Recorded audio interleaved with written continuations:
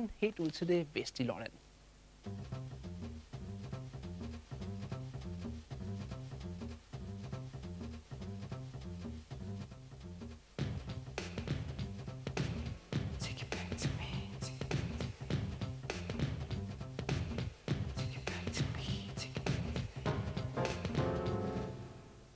Det tager præcis 29 sekunder at køre igennem Kappel. Her lå engang en bager, her lå en snedker, en smedje, her lå en købmand, her lå stationen og postkontoret, her lå en tømrer, og her lå byens skole. Men her ligger så det, der i dag er byens eneste butik. Sådan har det nu ikke altid været. Nej, vi kom i 1956, og der var der 4 købmænd og en brugs, og vi trives til dels sådan rimeligt alle sammen dengang. Men altså, det er jo blevet lukket alle sammen med hen ad vejen, og det er jo da lidt trist. Men nu er det faktisk nogle år siden, at den sidste butik er lukket, altså udover vores egen. Hvordan er det at være alene tilbage? Ja, det er sådan set både glædeligt og lidt deprimerende, for det var da altid rart at have en kollega på hvert et gadehjørne, hvor der lå jo en butik på hvert hjørne, vi havde i Kappel. Så det er da lidt deprimerende, men på en anden måde det er vel også, altså må man se det i fremtiden, for det at vi kunne jo nok ikke få føden så mange butikker i dag.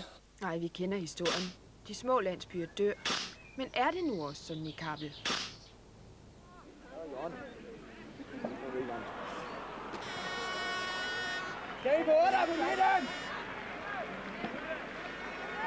Ja, helt dødt, det er der i hvert fald ikke lige nu, hvor den 25. Kappel Sportsuge er i fuld gang. For Kappel Boldklub overgiver sig ikke så let.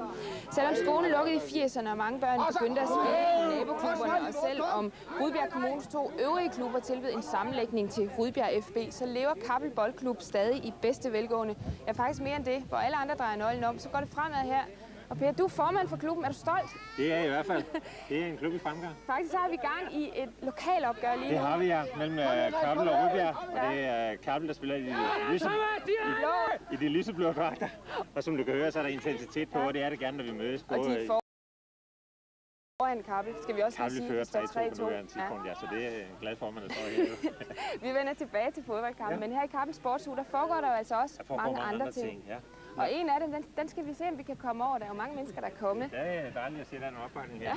Ja. Og det er der som regel her i Kappel Boldklub. Ja. Så vi har forberedt lidt sjovt, hvor vi også dyster med Rudbjerg. Ja. Så det ikke kun er fodbold, og det ikke kun er viskåberi, men også, at vi kan have det sjovt sammen, og det vil vi så gerne vise her, ikke? Og det, I har lagt op til her, det er sådan et alternativt lokalopgør, kan man sige det? Det er det, ja. Hvor det primært skal være sjovt, ikke? Ja. Og den første her, det er jo, at vi skal ud og trække tog. Ja. Og vi har gjort det lidt sværere. I har været rigtig, rigtig onde her. Vi har været lidt lede, ja. Og I har smurt præcis. Vi har smurt lidt sæt på, så vi må se, hvordan det går. Ja, okay. Vi skal lige, det er jeres hold herovre, behøver klædt i blåt. Det er Kappels hold, ja. Har du prøvet det her før? Nej, ikke på brun sæbe. Nå, hvad med dig? Har du prøvet det? Aldrig, nej. Kan I vinde, tror jeg? Det håber jeg da. Er det æren, der står på spil? Ja, selvfølgelig. Okay. Det er altid. Men er I klar til det? Ja. Godt. Så lad os få det i gang. Er I klar dernede? Okay. Jeg går herud. Per, du kan gå hen og se, hvem der vinder. Og så tæller jeg ned. Fat toget. Parat. 3, 2, 1, træk!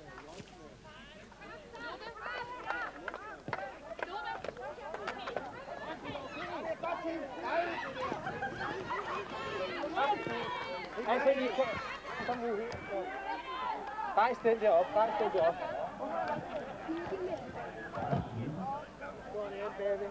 Du bliver bare stående her, det er fint. Ja. Walk in. Ja!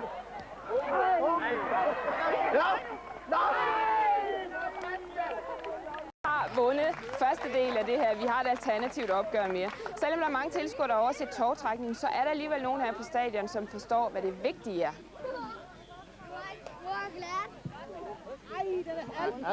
Nej, det kommer der her. Svendsen har ramt den. På banen igen, ja. Okay. Du siger, der er ikke nogen, der er med hverken op på fodbold eller lektionsspil. Nej. Så. Ja, kom så. Sådan. Christian, men det kan man ikke kalde dig. Jeg kan ikke kalde en bas. Nej, du er æresmedlem her i klubben. Ja, æresmedlem, ja. Det er noget, man har blevet, fordi man har været med at gøre i mange år. Ja. Tidligere der satte vi jo hen i forsamlingshuset og solgte billetter til langt ude på natten hver aften. Men nu efterhånden så er de begyndt at holde på den sportsuge i stedet for. Så tjener de på en uge i stedet for hele året. Men jeg ved også, du har været med i klubben i 30 år. Ja. Du er formand en del af den. Hvad var forskellen? Det var der andre forhold for 30 år siden, var det ikke? Det sammenhold, det er altid ved at nummer 1 derude, og det er det, der har holdt sammen på klubben. Ja. Og det er stadigvæk det, der holder sammen på klubben. For de andre har gerne ville prøve på at samle os i en klub, men det er aldrig lykkes. Så. Men jeg ved, du har i hvert fald fortalt, at for 30 år siden, der spillede I ikke på den her bane. Der spillede vi på en bane, der lå nede ved skoven. Og der køren, de gik der før, når vi ikke var der. Så der må vi ud og samle klatter, inden vi begyndte at spille. Fjern køerne og fjern kokasser? Ja, inden vi begyndte at spille. Var det formandens job? Det var... Vi har altid været sammen om det hele. Og det er stadigvæk det, de kører på også. Men du spiller jo ikke selv fodbold lige? Nej, det er mange år siden, jeg holdt op med. Hvordan kan det så blive ved med at betyde noget at komme op? Vi har drenge, der spiller med og hele på holdet, så det holder os til. På holdet, der er i gang på holdet lige her ja. Så I står... Det har jeg haft hele tiden. Jeg har haft børn i flere aldre, så de har altid været nogle af dem med. Jamen ved du hvad, jeg skal ikke forstyrre dig mere. Nej. Så okay. Ja. Selvom det godt nok ser sådan ud lige her nu, så er der andet end fodbold i Kappel. Lige herovre ved siden af fodboldbanen, der ligger byens meget smukke Stubmølle. En gammel mølle, der er en seværdighed. Der besøgte vi her i eftermiddag sammen med en tidligere Kappelborger, Country Connie. Your cheating heart will make you ill. You cry and cry and try to sleep, but sleep won't come the whole night through.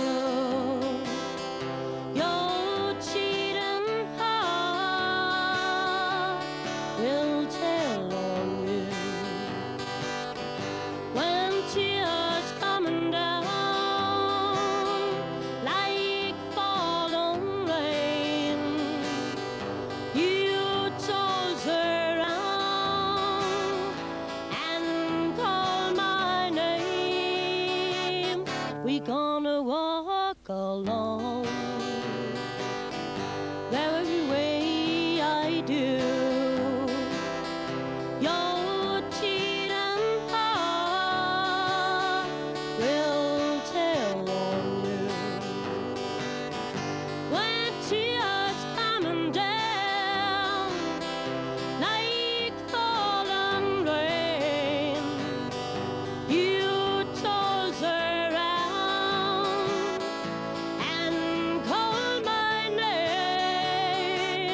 we gonna walk alone the very way I do.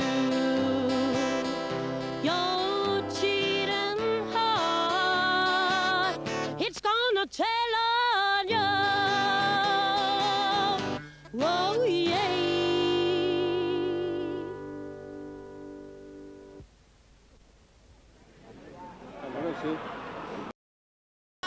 Det var Your Cheating Heart med Country Connie. Men nu skal vi tilbage til vores alternative lokalopgør igen. Anden del. Det er sådan et helt specielt forhindringsløb, vi har her. Og vi skal lige ned og kigge, hvad der er specielt ved det. Må jeg se den spand, du har der? Prøv at løfte den lidt højere op. Den ser lidt utæt ud, ikke? Har du prøvet sådan noget her før? Nej, det har jeg ikke. Nu vandt I jo tovtrækningen. Tror du også, I kan vinde det her? Ja, det må du håbe. Hvad hedder du? Kasper. Spiller du fodbold i Kappel? Ja. Er du god til det? Ja, nogenlunde. Er det sjovere at spille fodbold, end at løbe forhindringsløb her? Det ved jeg ikke rigtigt. Er du nervøs? Ja, lidt. Lidt? Hvad med dig? Hvad hedder du? René. Spiller du også fodbold? Ja. Er du god til det? Ja, sådan. Rigtig god eller lidt god? Rigtig god. Det tænker jeg nok. Har du prøvet det her forhindringsløb først? Nej. Tror du også, I kan vinde? Ja. Er du nervøs? Ja, lidt. Lidt. Er I klar? Ja. Skal vi sætte det i gang så? Ja. Er I også klar derovre? Okay, jeg tæller op så. 1, 2, 3, kør!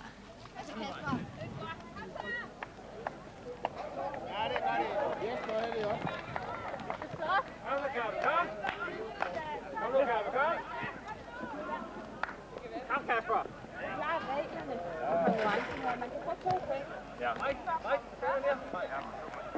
Og et for at have mest vand. Ja, så det kan også gå hen og blive uafgjort. Det kan se. Du kan se, at du går til den. Ja, kom med det, kom! Kom med det. Men jeg synes, I er lidt bagud. Ja. Vi tager slutspurten. Hvad siger du? Vi tager slutspurten. Okay. Kom så, Rikke, kom! Og Rikke!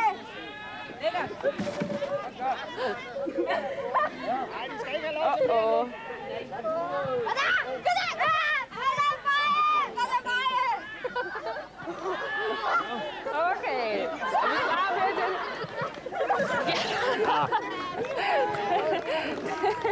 Det må siges, at det var simpelthen lige præcis samtidig, de kom over stregen. Der kan du se, at de giver den sig fuldt ud. Ja, selvom det gør det er kun det her sommershow, ikke? Men det, der så bliver afgørende nu, det bliver jo, hvem der har mest vand i spanden. Det gør det, ja. Det spiller også et point, jo.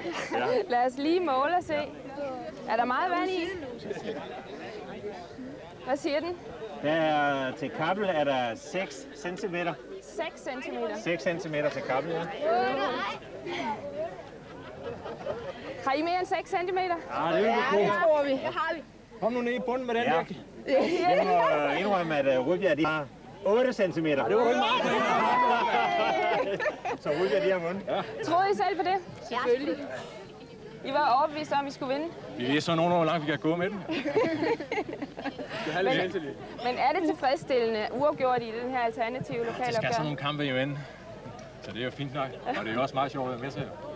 Det er jo godt arrangement, flere her laver, så det bakker vi op omkring. Så I kommer hvert år her til Kappel Sportsuge? Det gør vi jo. Men til næste år, så nuller vi den altså. I det hele. I det hele? Ja, ja. I det hele. Også i fodbold? Simpelthen. Fordi i virkeligheden er det jo sådan, at Kappel har faktisk aldrig tabt en fodboldkamp til jer, vel? Det er kun i år, det er kun i år. Nå, men i år har de... Ja, okay.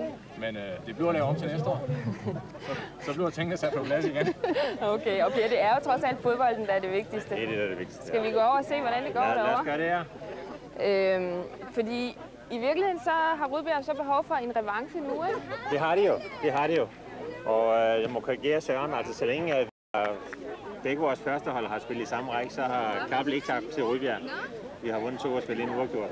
Så, og der står også uafgjort her 3-3. Det står 3-3? Så 3-3, ja. Så Rudbjerg er kommet lidt op her? Vi er kommet lidt op på dupperne. Er du nervøs så? Nej, det er jeg ikke, fordi det skal være sjovt, ikke? Altså selvfølgelig er det fodbolden, der er det centrale, men det er også det sjove.